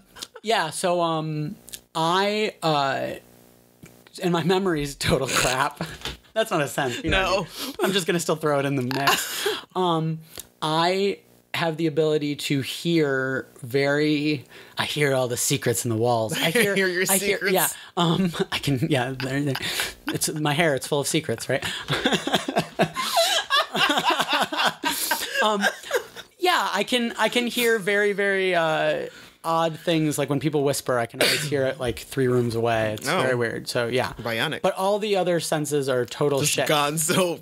Yeah, exactly. So you're overcompensating with your hearing. And I'll tell you what, I have to really overshare. I have a real problem with earwax, where, you know, on a day-to-day basis, your ear it's working fine. so hard. They're so working. They're just overtiming it. But like on a day-to-day, I'm fine. But no matter what, no matter how many Q-tips I use, even though they're bad for me, and a lot of times I don't use them, I always have to have the really fucking gross procedure done. You know what I'm talking about, right? Where they fucking spray warm water in your ear and the wax comes out in the bucket. No, you go to like urgent care for this shit. Oh, really? Yeah, so I'll have it. How fucking gross is this? And there's nothing I can do about it. They told me, they're like, we do like 7 of these a day. So it's a thing. Yeah, I actually probably once every 2 years. It's an awful experience because I hate like liquids being sprayed into orifices when I don't want them to be sprayed into my orifices. Only on Tuesdays. Exactly. And today's Monday, so I'm good. Where you put this canister like up under your ear, and then it's always a good-looking nurse comes up, and she's like, okay, and she takes like scalding hot water, and she like blasts it into your eardrum, and you're sitting there going, oh god, and it's always at the point where you can't hear anything out of that ear anymore. Yikes. I know, it's awful. And then it just comes like shooting out, and she's always like, but they're always fascinated by it. Like the people who do this procedure, I've had it done twice now, have been like really like, oh, that's awesome. Look at that. Do you want to see it? And I'm like, get the fuck away from me. God, no. You're getting paid for this, not me. Like, I'm paying you to not show me what's in the bucket. Like, I don't want to see what's in the bucket. Don't fucking show me the bucket. So, yeah, so they'll, and then what sucks though is you pay the copay, and I always say, well, look, I'm here. Let's just do the other ear. Right. And they're like, no, you have to come back for that, like when it's a problem, which means when I can't fucking hear out of it. Oh my God. So yeah, probably once every 2 years, I have the gross problem with it building up so much that we've got to do I think the technical name, by the way, is called the shove a bucket under your ear and blast hot water into it procedure that cute nurses like to do. So. I've seen where there's like ear candle wax or ear candles or something. Yeah, it's almost like a neti pot for your ears. Right? Yeah, you like set the damn thing on fire and then it like But the sucks problem out. is I couldn't do that on myself. Yeah, I couldn't imagine the idea of like, it's like the idea of like, okay, you're gonna get a shot, you know, it's like, here it comes, boom, there it's done. But if you're giving yourself the shot, it's like, can I do it? Can I do it? My hand might slip. I don't know where this needle's gonna end up. Yeah. So the idea of pouring something into my ear, that's anything. Let's just be honest, anything. Anything. Yeah. It's like, no, okay. No. Whoa. Those are things come out of this. What makes you nervous? What do you think makes me nervous? Shoving a hot bucket of water in your ear. Shoving things in my ears. Deer. Yeah. Actually, I feel like we've covered that. No, what actually makes me nervous? So wait, yeah, deer, talking to women in bars, and shoving things in my ear. What actually makes me nervous? I think sometimes fear of the unknown. Sometimes the future makes me nervous. But I don't dwell on it. Right. So it comes and It would goes. be like one of those, oh shit. Yeah. Yeah, like, ooh. And I'm done. Ooh. Getting bad. Getting roasty in here. Yeah, so I think sometimes that is a thing. I feel like oftentimes what makes me nervous, I mean, I'm a high anxiety person in general. Are you surprised by that? No. What gave it away as I awkwardly fidget in this chair? What are you talking about? Yeah. I'm fine with public speaking. I guess I'm fine with meeting new people. Boy, I mean, honestly, I would have said deer. That makes me nervous, but I don't dwell on deer. Like, I don't sit there, like, keeping me awake at night, like, thinking about deer. Right. Okay, wait, this makes me nervous, and this is a very broad answer. Okay. And I'm sure a lot of people do it. Maybe you do it. You tell me. What makes me nervous is that I get too caught up in my own head and overthink things too much. Oh, yeah. To the point where I'm, just, destroying the situation before it even happens. Sometimes I have like imaginary fights, full-on fights with people. Because you sit there, Day. I'll tell you what. Like, here's the one thing. This is such a minor example, right? But take this and apply it to everything. Yeah. Okay, so I'm gonna go to a hotel and I'm gonna spend the night, right? As I'm driving up to the hotel, I think, oh man, I hope it goes smoothly. Just a fluttering little thought. And then that flutter of a thought turns into, what if they can't find my reservation? Well, if they can't find my reservation, they could probably just give me a room, but they probably don't have any rooms because it's a Saturday. Ugh, then it's going to turn into one of those, well, we overbooked, so we're going to put you in the hotel, and it could be a nicer hotel, but it's going to probably be a shittier hotel. Ugh, and then it's going to be like 20 minutes away, and then all my friends are staying in this hotel, so then I'm going to be that guy who's like, no, come on, guys, like, tell me when the party's happening, I swear. Wait, what do you mean you're going out to breakfast? I didn't know. I was at the other hotel. Why didn't you tell me? And then it's like all these, and then, of course, like, lightning's going to strike, and it's going to hit that one hotel, and instead of reading about it on the news, I'm going to be the dude with like third-degree burns watching it from my hospital bed going, no, I never take it that far. Or do I? So yeah, I think what makes me nervous is the idea that I'm going to be 60 years old and I've driven myself, I've led a life of driving myself crazy, overthinking everything. Is that a terrible thought? It's a little scary. And you've thought about it too, though. I have absolutely. I'm also kind of a high anxiety person. Right. It's tough. It's a tough life. Is. Like, I worry a lot. Dan, my husband, he was so used to, like, before we moved in together, he was so used to just living a life of not having to tell anybody anything of where he's going and all that stuff. Okay. I had to break him of that habit. Did it cause him anxiety? It caused me anxiety when he would leave. Like, it would be something as simple as like, oh, hey, I'm going to go to the grocery store, which is like 2 blocks away, go pick up something. And then like 2 hours would go by. Like, the fuck? Right. Like, how? So I'm like thinking, and I'm not thinking that he's doing anything wrong. I'm thinking about all the terrible things that could have happened to him. Like, somebody held him up. Like, he likes to talk to people. Maybe he talked to some stranger and that stranger like held him up at gunpoint and now he's like, kidnapped somewhere or he's shot or like hurt and somebody stole his car. Like, shit like that. So like, I do. Okay. Yes. To answer your question, yes. Yes. But it worries me that I get nervous about the idea that I'm gonna live a life of worry. Yeah. Okay. Weird answer, but yeah. Yeah. And bees. Okay. Fuck those guys. Yeah. No. Have you ever licked a battery? I've licked a lot of weird things, but never a battery. Okay. But I'm never trying to think as a kid? It's like... No, I never did that. But I'm trying to think of all the weird things I've licked. Because I've definitely been the dog can go tongue full in mouth guy. So I've definitely touched tongues with a dog. What was that? Camila makes a gagging motion. So I've licked that. What else have I licked? I remember I swear I've licked like the subway floor like in New York before or something like that or somewhere. Stop it right now. Yeah, Stop. like I licked. Why? And I used to lick weird things as like dares as a kid. Like I'd be like, sure, I'll lick that shoe. Like, sure, I'll lick that wall. Like the places this tongue has been, let me tell you. But it never took you to a 9-volt battery. Shocking. No, fuck that. That's terrifying. I don't want to get shocked. Just a little... It's just a little tingle. Just a little tickle. Just enough to know you're alive. Yeah. When you were a child, what did you want to be when you grew up? Roller coaster designer. Really? Oh, 100%. Nice. I even studied physics, applied to engineering schools. Didn't even consider the film thing until senior year of high school. Really? Yes. I wanted to be a roller coaster designer. Huh. And I was very good at physics and got into Case Western and did a couple other crazy things where I was not great at physics. We should backpedal a second. I thought I was good at physics. And the whole time I thought I was really good at physics. And then years later, I remember thinking I wasn't good at physics at all. Well, it's a good thing you did not become... or I'd have to deal with engineers all day. So I wanted to be a roller coaster designer. Did you ever, do you have prototype or designs Regrets? Designs of roller coasters have you ever? No, when I was younger, I used to not think of the designs, but think of the different types of coasters that could be built, as opposed to the layouts and everything like that. But I mean, I was the kid who, when I was 2 years old, 3 years old, was laying out, blocks in the shapes of log flumes and telling my parents that's what it was. Or I would string up strings from one end to the other and hang little boxes and say those are the cable cars, So I would build these makeshift amusement parks in my living room and dining room, wherever. And then, of course, when Roller Coaster Tycoon came out when I was a kid, that was just shit's over. And then when... But then I really started studying it and studying engineering and, you know, really going to a lot of theme parks and seeing how it was done and meeting people who designed rides. And, you know, it's a real thing, but it's very few and far between that you're designing a roller coaster. Gotcha. And there's a lot of engineering bullshit to go through.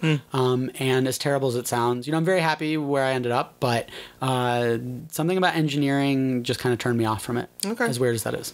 All right. What did you want to be when you grew up? I wanted to be an entertainment attorney for a minute there, just because. Now, was that like your 4-year-old self or your 24-year-old self? That was like my 6th grade. Okay. 5th, 6th grade. You know what's funny? That would probably be a very good career. Yeah, I'm sure they're always in demand. Yeah, right? I think the way it came about Depends was on the like, city. yeah, I think the way it came about was that my my mom or maybe LA Law was the thing. I don't know where lawyer came from. I think maybe my mom put lawyer in my head. Was LA Law about entertainment attorneys? No, it wasn't about entertainment attorney. Okay. I'm saying how I got to entertainment attorney. Oh, okay. Was that like lawyer was put into my head somehow. Gotcha. But then I realized I don't want to deal with criminals. I don't like arguing. And my mom was like, hey, there's another type of blah, blah, blah. And I was like, oh, contracts. Sure, I could do that.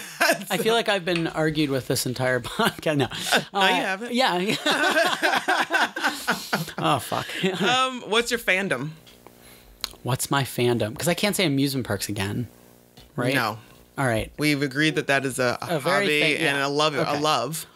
What's my fandom? I'm gonna say. Does it have to be like a pop culture thing? Probably, right? Because I'm not a Star Wars guy. Like I'm not like a Peanuts person. Like I'm not like a Calvin and Hobbes nut. I'm not like a. Oh man. Well, it could be like genres of movies or music, or like if you're like a horror fan, or just in general, or bad movies. I mean, I do love a good bad movie. I dip my toes in every pool. Like that's shit. I think you finally stumped me. Like what's my fandom? Wow. Oh fuck. You just love everything.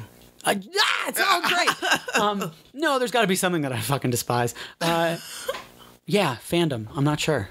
I have no idea. I'm so sorry. It's okay. Well, no, I don't want to be that guy. That's fine. Okay. Okay. Sorry, you're gonna have to leave now until you answer properly. What is my fandom, though? I have no idea. Thank you. Thanks. What's your fandom? I guess Buffy. Okay. I mean, I was, a typical Lost guy, of course. I wrote my final paper for college about Lost. I think that would count. But I was also an America's Next Top Model guy. So really, yeah, oh yeah. You know what's funny is I remember the first season came out when I was doing that same class that I wrote a paper on for Lost, and I wrote a paper on it for America's Next Top Model as well. And it was interesting because it was the only show on television at the time that was dealing with race issues, gender issues to a degree, and religious issues. And it was doing it funneled through models in a house. Wow. Seriously. I'm sure people don't necessarily remember the first season of America's Next Top Model, but race played a really big factor into it, as did other kind of, weird tropes that you would think would hit other television. Religion is the other one. And it, honestly, if you looked at the other shows that were on television at the time, no one else was talking about that. It was very weird. I think this would have been 2006. I mean, I feel like I watched it, but I don't recall. It was very weird. Like I watched America's Next Top Model for a minute. Yeah. But yeah, okay. I watched it for a while. Anyways. Well, who was your first crush? You want like the name? If you feel uncomfortable saying the name, you can just describe the time period. I'm going off my first date. Are we talking about celebrity crush or real person? No, you're like either one. Whatever one was the first one. If you had a celebrity or a real one, was the first one. Because I remember seeing Christina Ricci as Wednesday Addams and thinking she was really attractive. Boy, that just set the tone for my life, didn't it? But on top of that, I remember my first date where I took a girl to see Mrs. Doubtfire. How old were you? I was born in 85 and that was 93. Okay. So 8, right? Like the first proper Your date. Your first proper date was at 8? Why is that? You seem young or old? That's so young. Oh, yeah. That was like a decent, proper date. You know what I mean? Like a fucking proper date, right? Well, I mean, so, what? You asked a young lady out to Subway? I walked up and asked her out. Yeah. and went out. Yes. Yes, And my mom that's a like proper chaperoned date. the date. Yes. That was my first date. We went to Mrs. Doubtfire, and then we went to an ice cream place. And I remember clearly she didn't want to go out because she said, "Is it okay?" She was smart. She said, "Is it okay if my friend comes as well?" And I went, "Sure. Is it cool if my friend comes?" Almost like I'm gonna be clever and pair them up, getting you away from them. Yes, that was my first crush. So That's so sweet. and then we hit a fucking deer on the way home, and shit got real. What is your favorite part of the human face and why? I'm gonna say something much worse. My favorite part of the human face. This is weird. I love the pupil of the eye because, I mean, eyes are like a dumb fucking obvious answer. However, I like it when you're very close to someone and you're looking into their eyes and you can actually see their pupil dilate. Interesting, yeah. I think that's a really fascinating thing because, you know, you could read into it and say, oh, it's because they're having an emotional reaction or something like that. No, it's because the fucking light changed in the room. Like, let's be honest here, right? So it's cool to, like, you know, have someone close their eyes for a period of time and then open them really quick and you can see the pupil, you know, like tucking. It's, so the expanding and contracting of the pupil in the eye. Wow, that's very new. oddly specific. Yeah, that's new. And I always like a good earlobe, am I right? Okay. So, yeah. What horror fiction character scared you the most? I snuck this. See, that's funny because this is a weird one. I snuck downstairs when I was a little kid and turned on HBO and watched Carrie almost beginning to end without my parents knowing. Wow. And they finally found out because, unless I'm mixing up my movies, doesn't her hand shoot out at the end? Yes. Yes. So I'm totally fine watching it with no reaction. Like, I might have been like 4 or something like that. Yikes. And the hand shot out and I started screaming bloody murder. And they came downstairs and realized that I had fucking sat there and watched Carrie. So Carrie scared me for a long time after that. Huh. Oh, yeah. Wow. So. Do you believe in karma? No. Do you believe in ghosts? No, but I want to. And I put it to the ultimate test this past Halloween. Okay. So if there were ghosts, I would have seen those. Well, wait. I had one experience at this thing that I can't explain, but it still wasn't enough to convince me of ghosts. Okay. So I don't believe in ghosts, but I want to believe in ghosts. Okay. I really want to. So in Weston, West Virginia, there is this place called the Trans-Allegheny Lunatic Asylum, about 3 hours from here. No, thank you. For years, my buddy Joe and I had been talking about going there because they do a thing around Halloween where they only do it one night of the year and they only let in 40 people and they lock you in. Fuck you. From 11 p.m. till 6 a.m. Okay, wait. 10 acres of floor space in the building. It is the second largest stone building in the world, second to the Kremlin. Oh my God. So it's huge, right? And you don't have any lights on and all you have is a flashlight. So, and they just let you go. So they take you on each floor and they split you up into groups of 10 and you're, sectioned off to that floor for about, 2.5 hours. And they tell you all of the history that happened there and the actual people who were murdered because this place was pre-Civil War, okay? All the way till the 1980s, I think. So they tell you about all the actual murders that happened there, and then they tell you about the ghost stories that happened there. And the tour guides are ghost hunters, so they give you tools if you want them. But it's creepy enough without, the ghost things. But then you walk around. So, I mean, my friend and I sat in like a bathroom all alone, for 30 minutes at the end of like a violent ward, right? That was like winged off like a couple times over, sitting in a shower stall with the curtain closed, asking for, Timmy to move a ball because he had been murdered in there and he supposedly loved playing with it. So if a ghost thing was going to happen, it probably would have happened in the Trans-Allegheny Lunatic Asylum because you barely see other people even, right? I mean, we sat alone in some of the most violent wards, like with a deck of cards trying to, almost get ghosts to come out. However, we were in one room. There was a circle of us because the tour guides will do ghost things if you want them to. So they were doing one. No windows in the room. Okay, so it's not like light could have bounced off anywhere. Pitch darkness. And your eyes do play tricks on you in the darkness, right? But I'm sitting there with my eyes open, and these two jokester ghosts were supposedly in there, and she's trying to get them to turn on a flashlight. And all of a sudden, I see these green kind of like orby lights in my peripheral. And I turn my head, and they don't go with my peripheral, right? They are over there in the corner. But I'm thinking like this is bullshit, okay? Because I don't believe in ghosts. And right as I think this is bullshit, another person in the room goes, does anyone else see that green orb thing over there?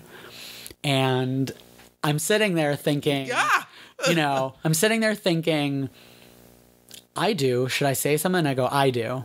And no one else saw it.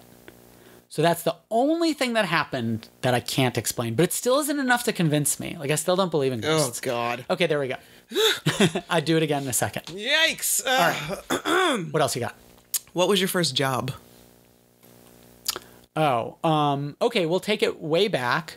My dad's side of the family sold fruits and vegetables on a farmer's market every Sunday for years and years. My grandfather used to do it. So my very first job was helping out selling fruits and vegetables on a farmer's market. Nice. Waiting on customers and bagging up tomatoes. But I was little. Like I started when I was like 8, or 9, and then kept going through high school and stuff like that. I somehow dodged like the bullshit jobs. You know what I mean? Yeah, like I worked at a movie theater, of course, sweeping up popcorn. And I worked at the campus bookstore. But I don't have like that food industry story. I don't have.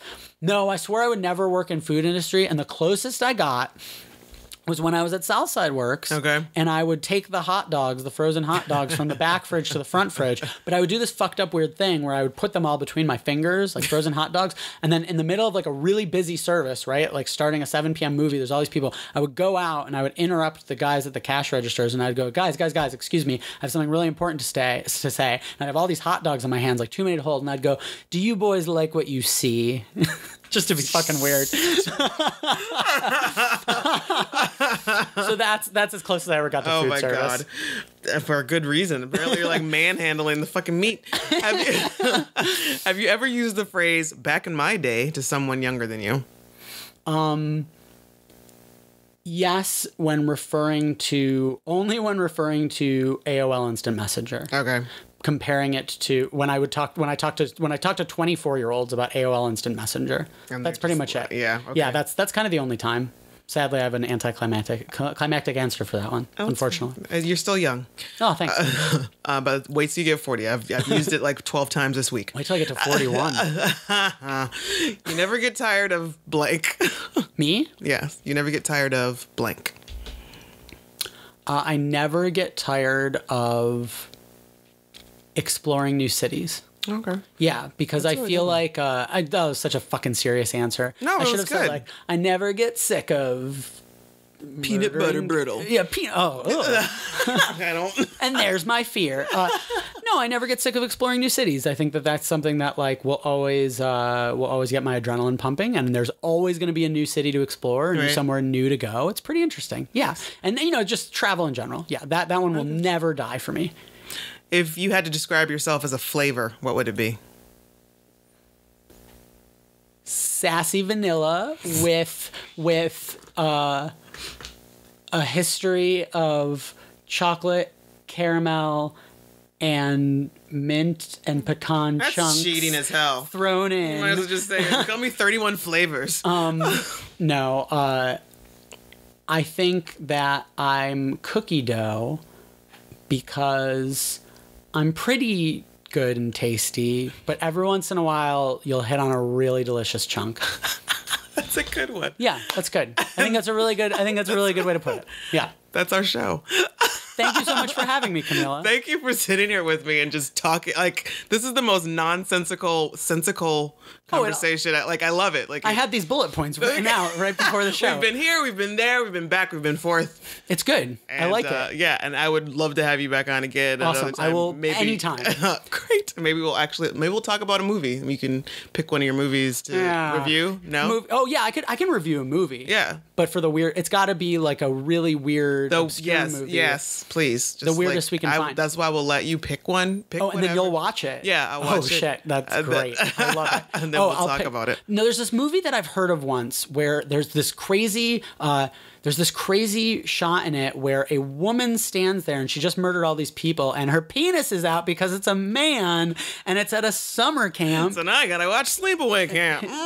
No, you really do. Okay, I'll watch it. Great. I'll watch it when we talk about it. We can talk about how inappropriate it was for a 10-year-old to be watching it at Thanksgiving. Or Carrie, or It, or all the other ones. Yeah, great. So, all right, so, I mean, are you on the interweb? If anybody wants to go to your website or on Twitter or anything like that? Sure. All my commercial work can be found at andykelemen.com. That's and my 3 E's? my last name is spelled with all E's, not one of those, not like Sally Kellerman reporter. All E's, one L. Yeah, there we go. Kelemen. And you know what's weird? If you strip away the E's, KLMN, that's how it appears in the alphabet. So there you go. I know. Man. So all I've got all I've got is andykelemen.com, but all my work is up there. All right, great.